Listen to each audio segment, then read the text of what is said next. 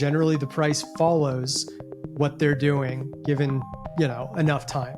Sure. So when you talk about this group of holders, they've added about 108,450 Bitcoin over the past 6 weeks. That's almost 1% addition just in 6 weeks. So that's a massive amount. They're looking pretty confident at the moment. And I don't see that changing until...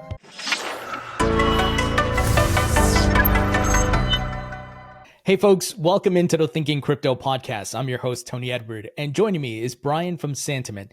And as you all know, we are going to do a deep dive into the metrics around Bitcoin and certain altcoins to see what is happening in this crypto market and what may come next. Brian, great to see you. Good to see you, Tony. It's nice to be back, and I'm excited to talk about a month's worth of crypto as we saw another all-time high here. You know, you went away a bit on vacation. I think it was good timing because September was pretty brutal. But most recently, Bitcoin started picking up and we saw a major rally to new all-time highs. So it seems like Q4, we're starting to gain momentum here.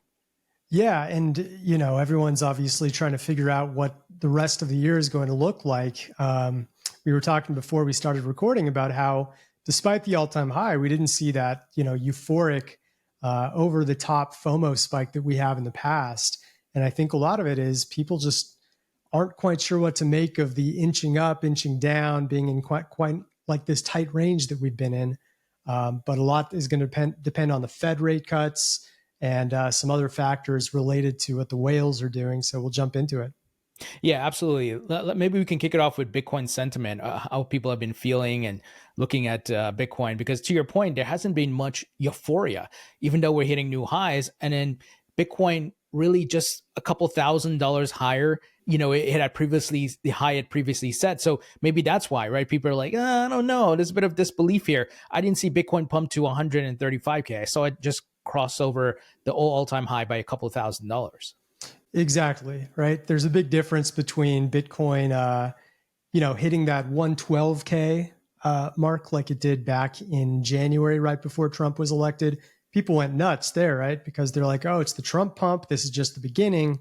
And then because there was so much euphoria, it ended up marking a huge top and we just tumbled for the next 3 months until we hit that pain point in early April with the tariff announcements and all that. This time, it's like we just crept above. You can see here in mid-August, getting to about 123. I think we were at like 123.8 in total. And then here we got up to about 125.8, at least on Coinbase. That's what we saw as the high. So it was just a little $2,000 inch above the last all-time high, which was pretty recent, less than 2 months ago. So it didn't quite feel like the same celebratory FOMO fest that we've seen in the past. And you can see, this gold line here, as we've gone over in previous videos, represents the ratio of all the bullish comments versus all the bearish comments. And as you'd imagine, when we get super bullish, that tends to be when we see tops. When we get super bearish, that tends to be when we see bottoms. And there really wasn't much of anything here. We saw something a little at the beginning of October, didn't impact prices much because it's not nearly as euphoric as some of these previous ones. And then the all-time high happened here, and it was like a modest, like run-of-the-mill type of reaction from the crypto audience. Yeah, it makes sense. I think there's, like we were mentioning earlier, some disbelief, and then you couple that with some macro factors, and then September was so brutal, right? After Bitcoin hit that high in August, there was the big pullback, and it got even worse in September. So I think people are a little bit jaded, like, I don't know, is this a fake out? Is it a bull trap? And that type of thing. Right. Exactly. From a percentage standpoint, it wasn't the worst thing in the world. Like if we actually go from, the previous all-time high until right before the rally at the end of late September, Bitcoin dropped 11%. I think if anything, it was brutal for people because of the lack of movement when they thought we were going to see a huge rally. So it was like a big defeating of expectations. And then, of course, October happens. And so far, October has matched with its name, and people have been excited about it. Part of that was due to the late September confirmation that we were going to get rate cuts. And now we're back in this position where we're waiting for the next rate cut. the probable outcome, according to Polymarket and other news sources, is we see 2 more rate cuts of 25 BPS. That's what we had back in September. We expect the same in October and I believe November. Either November or December. But regardless, that should fuel crypto up a little higher because crypto is again partnered with tech stocks in particular, but the S&P 500 in general, as you can see illustrated here, has really correlated tightly with Bitcoin going all the way back to 2022, really, when those Fed hikes were starting to ease the COVID cuts that had happened. So 3.5 years now, we've seen this green and blue line representing Bitcoin and S&P 500 respectively, just kind of partnering and going a little above, a little below each other, but eventually playing catch up and staying very tightly correlated. So the idea is more rate cuts will continue to fuel the US economy and by an extension, world economies. And because Bitcoin's so tightly correlated, we continue to see some all-time highs there, barring we don't get any surprises with these rate cuts. Yeah, absolutely. Well said. Could we take a look at the Bitcoin MVRV? I'm curious how that's playing out. I remember you sharing that chart many times, and I'm finally starting to grasp the concept of it. And I've been watching it closely. If Bitcoin is above market value or below, and things like that. Totally, yeah. I mean, the big cliff notes with MVRV is you don't want it to be too high above 0% if you're looking to buy or hold. You want it to be below 0%, especially the short term and the long term. If they're both below together, great sign that Bitcoin is undervalued and you're getting in at a historic point where most people are in pain. Therefore, it has a greater chance of rallying. So right now, we see both lines a little above 0%. That being said, they're not in any sort of crazy danger zone. Like here, you can see mid-July when the 30-day MVRV was at plus 12%, 365-day was above 30%. That was a sign that we were a little overheated. And sure enough, we end up slipping down quite a bit until we end up hitting a bottom in early August. So where we are now, 30-day MVRV is about plus 2.5%. So call that essentially even. There's really, unless you get an above 10%, it's a pretty negligible diversion. The 365-day MVRV is at about plus 15%, which does signal a bit of caution, right? We just hit our all-time high 3 days ago before this recording. So I would expect that there could be a little more, maybe 1 to 2 days more of cooling off, maybe people buying the dip a little too ambitiously right now. They get punished. I won't say an exact price level that you should buy in because frankly, we don't really do things that way. I know TA traders have support levels, resistance levels. We believe in them too, but Santiment's metrics are all about valuation, actual on-chain metrics, how the greed and fear are dictating the current position that we're in. So it's showing me that we probably could retrace a little bit more. And if we get this orange line back down to 0 or a little below 0, boom, that's an ideal time to buy. You see what happened last time it did just about 2 weeks ago. So this would be the ideal buy zone. Yeah, this is such a great metric, man. And like I said, as I've been paying attention to it more, studying it more, I'm seeing those cyclical patterns and how this all correlates with sentiment and much more. It's so fascinating. Yeah, it's crazy to me because Bitcoin obviously has gone up, tens of thousands of percentage points over the past decade in price, but the zero-sum game remains intact because there's always people that are panic selling, taking a huge loss, and there are people who take profit too early, and there's people who make mistakes all the time that allow Bitcoin's price to keep going up and have an average of 0% when it comes to wins and losses, despite the hodlers that have just sat on their Bitcoin for the last decade being up tens of thousands of percentage points. Oh, yeah. And on that note, what are the whales doing? I've been looking at the chart and I see just mass accumulation, if I'm reading it right. Yep. It's looking great, to be honest. Some of the most consistent accumulation I've seen in quite a while, actually. if we just go to this point in late August, August 27th until now, call it roughly the past 6 weeks, they've added about 100. When I say they, I'm referring to smart money wallets that we call anywhere ranging between 10 BTC held all the way up to 10,000 BTC held. And this group holds almost precisely about 2/3 of all Bitcoin. Generally, the price follows what they're doing given, enough time. Sure. So when you talk about this group of holders, they've added about 108,450 Bitcoin over the past 6 weeks. That's almost 1% addition just in 6 weeks. So that's Wow. a massive amount. They're looking pretty confident at the moment. And I don't see that changing until, they get relayed some signal that the Fed rate cuts won't happen. And right now, just like us, they have the same information. And that is that we are going to continue to see some rate cuts that will stimulate the S&P 500 further.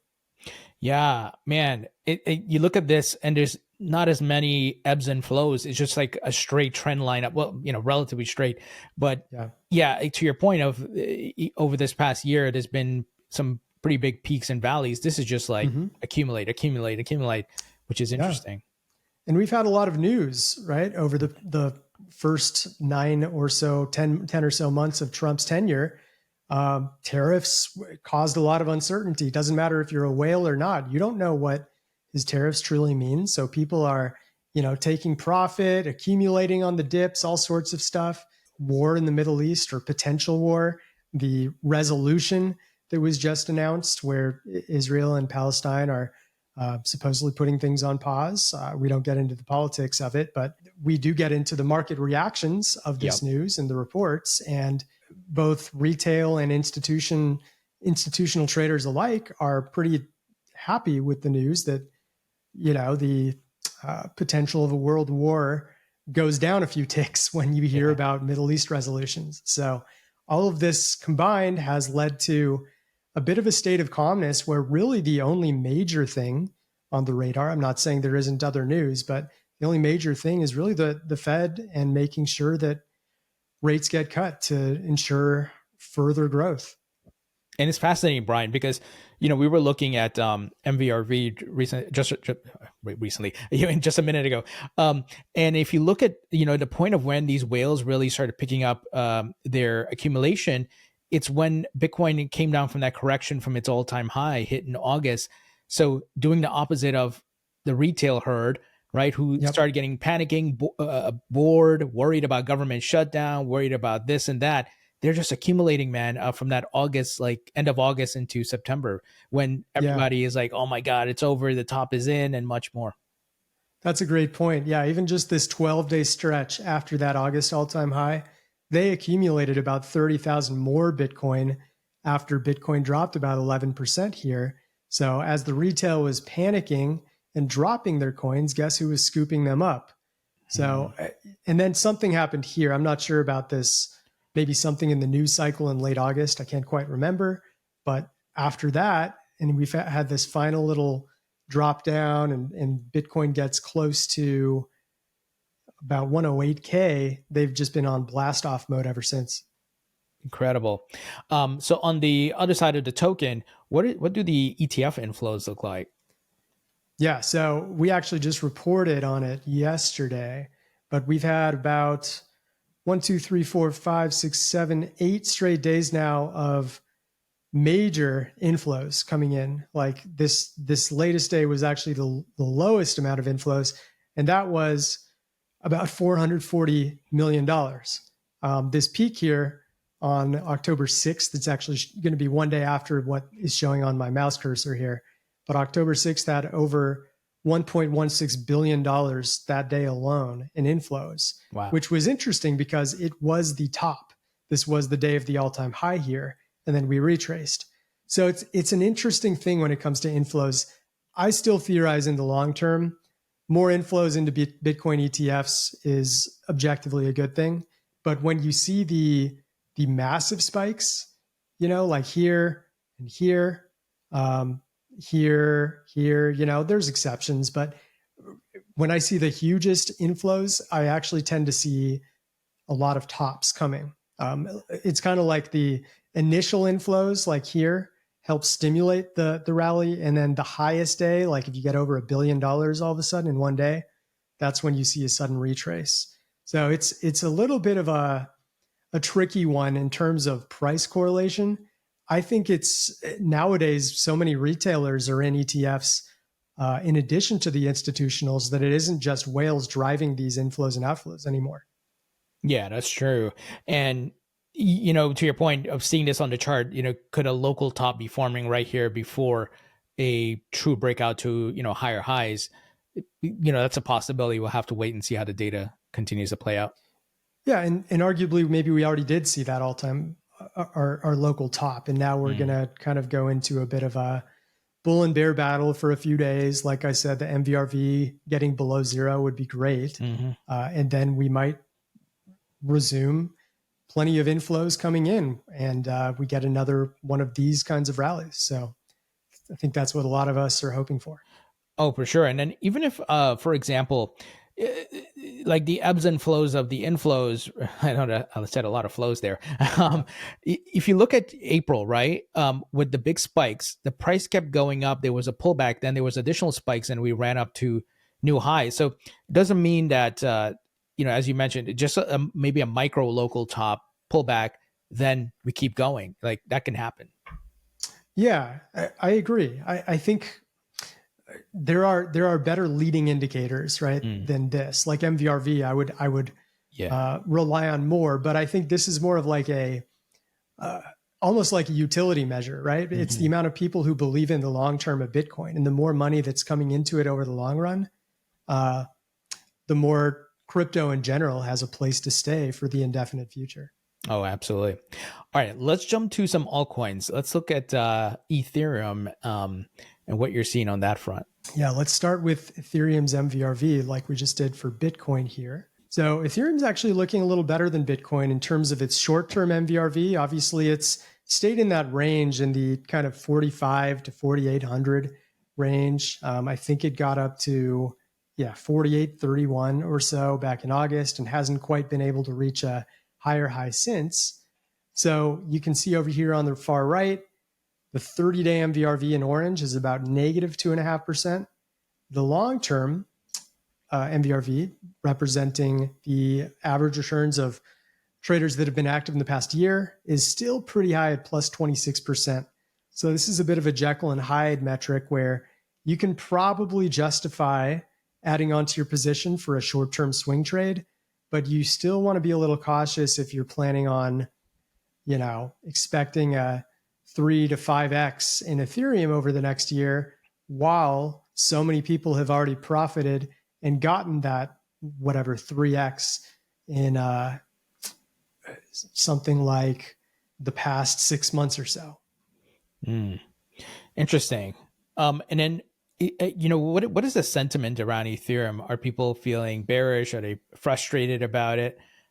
I'm curious about that because I think if you remember early in the year, people were like, "Oh, Ethereum is dead; it's not moving," and all that. Yeah, great question. I mean, that was what we were reporting on back here in April. Like Ethereum's negativity was super prominent, and then all of a sudden we get a rally, and finally we start to see that euphoria later. But now we're starting to see some of that familiar negativity, not quite to the same level of FUD where there were like more bearish comments than bullish comments on a daily basis. That's a pretty big sign that we are seeing a bottom pretty soon, which, by the way, XRP is seeing a lot of that. And we posted about the fact that XRP is seeing a lot of FUD.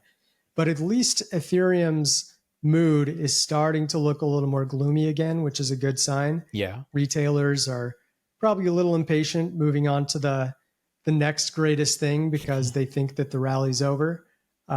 So that, again, I think could fuel some short-term good results. But again, the long-term, because there's been such a rally already and there have been so many realized profits among Ethereum traders, we may see a little bit of a cool down even with the negative sentiment becoming more prominent again. Brian, back in the day when I wasn't educated about these things, I would have looked at the sentiment as like, oh man, this doesn't look good. It doesn't mean ETH Yeah, is going to pump.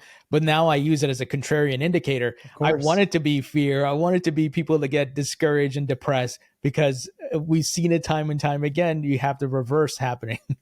Yeah, because when you first get into crypto, you see all these KOLs with millions of followers, and you're like, these guys have to be such geniuses. They know exactly what they're talking about. Oftentimes, they're just like us. Then Yeah. maybe they have innocent, analysis in mind that they just want to share with the community. Maybe they're intentionally sharing stuff so they can do the opposite. Mm-hmm. But the majority of all of this chatter, like 90 something percent of it, is coming from very tiny traders who are just speculating about the price. And what do the majority of very tiny traders end up getting as results? Losses. So that's why they are really the perfect contrarian indicator when you look at them as a whole and all of their comments about Bitcoin, Ethereum, what have you. You mentioned XRP. Maybe we can just jump to that because, to your point, you're seeing very similar sentiment, a lot of negativity and things like that. Yeah. So we reported on it when we saw this and this. These were like the two most negative spikes we've seen all year on XRP. And yes, it's continued to fall a bit, mostly because crypto's retraced just over the past 3 days. But the fact is, XRP's overall sentiment, just eyeballing an average sentiment since April, it's definitely going like this, right? Mm. We're getting less and less positive comments relative to negative comments, and that means people's moods have soured on the number 3 market cap. And they're going to be results oriented, of course. Many people might still be long term very bullish on XRP, and we don't have anything bad to say about XRP. We think we know their team well, and they're very impressive in what they're always working on. But the fact of the matter is, if we go back to mid-July here to now, their price has dropped about 22.5%. And that's going to, of course, result in retail traders starting to get a bit sour on it. Yeah, and then you take into consideration BNB just took the number 3 spot away from XRP, so the sentiment Good point. they're starting to panic, right? And XRP is actually showing at number 5 now. So I just said number 3. I think Tether's at number 4, if I'm not mistaken. Yeah, for So sure. if we go to, let's do a quick check on that. Tether's showing as number 3. Maybe it's, 1 day delayed or something, but either way, Sure. Tether and BNB are going to be very close in market cap right now. And if we look at BNB, which I know we wanted to touch on, look at this price trajectory. Just absolutely insane since the tariffs started to make crypto great again, right? So their price, if I can grab the very edge here and see the percentage, even after this small retrace, yeah, they've more than 2x'd, about plus 114% in the past 6 months. But look at their sentiment. It really isn't doing anything special. It's such an ignored asset compared to some of the other top caps, Solana, SWI, Chainlink, XRP, Cardano. They all get so much more discussion and speculation and social media debate compared to BNB, which is just kind of known as Binance's native token. So it's quietly going up, Tony. I don't know what you think about it. Yeah, I have some thoughts on that because, and I think, who was I talking to about this? A friend, because they were like, oh, it's ripping and all that, but it's not like Solana or Ethereum or something where the people are actually building their communities, there are memes, there are whatever, right? It's an exchange token, and that's kind of boring. Like, okay, we know it's Binance's token. And then you think about just about maybe a year ago, there was a lot of regulatory uncertainty, right? Before Trump came into office, and people were like, yeah, I don't know if we want to touch Binance because they just settled, right? And CZ went to jail and all that stuff. So there's not much to be excited about, even though if you're holding the asset, you're making money, depending on your entry price, of course. But it's not, there's no appeal outside of, okay, the asset went up. It's not like a community or anything like that. Exactly. But, when you see an ascension like this, regardless of the gold line here, kind of looking underwhelming, when I highlight the positive sentiment, look at that big green spike that happened right as it made that all-time high. and even the negative sentiment was exploding, to a lesser extent, of course, but both were just through the roof here. And that was indicative that we were at least finally getting it on the radars of some traders who normally ignore it. And that is very often a signal of a local top. It's a little faint to see, but like you can see the green line here correlating with that local top back in late July perfectly. Sure. This one was a couple days before the local top. And then this one right here nailed it. So sometimes it's less about the ratio of bullish versus bearish. And you just look at the overall amount of positive commentary flowing in, and you can go, well, I think retail has latched onto this coin. I better take a step aside until they cool their jets a little bit. Yeah. And, we've talked a lot about in this market, every dog has its day, right? We've seen Solana, the early stages of this bull market, lead and just run up. XRP Q4 2024, right? With the Gensler SEC narrative, ETH grabbing the mantle a bit, and now it's BNB. So it's like these top 10 coins can all go through that cycle. And look, there's other coins that have this, but we're talking about the most liquid assets in the market cap. But they will all have their day running up, right? Totally. Yeah, it's been such a cyclical year. You've seen meme coins have their moment in the sun, AI and big data. Lately, privacy coins. I just put an article out. You guys can check it out on our insights page, all about Monero and some of these privacy tokens that have ascended just in October itself. All of these tokens have their moment in the sun. If we talked about Ethereum at the beginning of the year, people were laughing at it, right? Yeah. And now we're looking at it like, oh, of course it's the number 2 market cap asset. It's Bitcoin Junior. It's always going to be one of the most dominant forces. But people were already writing it off and going, oh, it's eventually not even going to be in the top 10 less than a year ago. Yep. I remember that. It was so bad, man. I don't think I've ever seen it that bad for ETH. Really quick, is there an MVRV for BNB and even XRP that you can share? That's a good question. I'll just check live on camera. I don't mind. But I think because BNB is not an ETH-based asset, we're going to be more limited. Yeah. Oh, okay. So we don't have average returns. The best we really have is that sentiment I showed, as well as funding rate we can look at, which is looking pretty modest. So this is a good, sentiment gauge, because you can actually see how many people are putting their money where their mouth is and riding up the rally. And it doesn't look like it's anything too special at the moment. So sentiment is pretty tempered, which is a good sign. Funding rate is pretty tempered, which is a good sign. And I'm just checking to see the overall discussion rate. Yeah, as you can see, it made up over 5% of discussions on the day it topped out on Monday. And since then, it's starting to come down, but that's still a lot of social dominance for a token that's normally not talked about very much. If there is a good signal we have on sentiment right now for it, besides sentiment, it's this social dominance line, because that's measuring the percentage of the pie of all of the crypto discussions that are going on, how much of that is being taken up by Binance Coin. And it's still up at about 4% when it's normally, before this rally, it's sitting at about half a percentage point of that piece of the pie. So you're talking about 8 to 10 times more discussion than normal for the number 3 market cap right now. Wow. Yeah, I look, even myself from a social perspective on X, we had to post about BNB, couldn't ignore it. It was just doing some incredible stuff. What about XRP MVRV? So XRPs is looking good on the short term. There's definitely an opportunity forming where it's at about -5%. Like I said, it's taken quite a beating going back to mid-July. So the retail mood has soured quite a bit. Understandably, considering the average returns for short-term traders are -5. The long-term still at about +16 because of this, right? So this is the June to early to mid-July, actually late June all the way to late July. It was just on an absolute tear.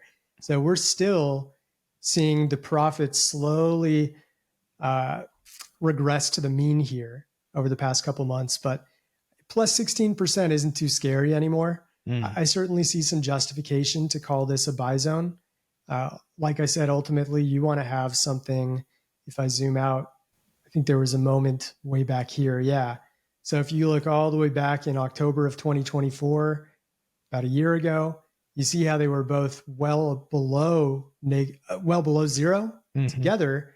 And all of a sudden, the people who were buying while it was super low, that MVRV, they get rewarded with a 4x, almost 5x over the next month and a half. So that's what you're looking for, is the ideal buy zone. But this certainly could be a lot worse than it is right now.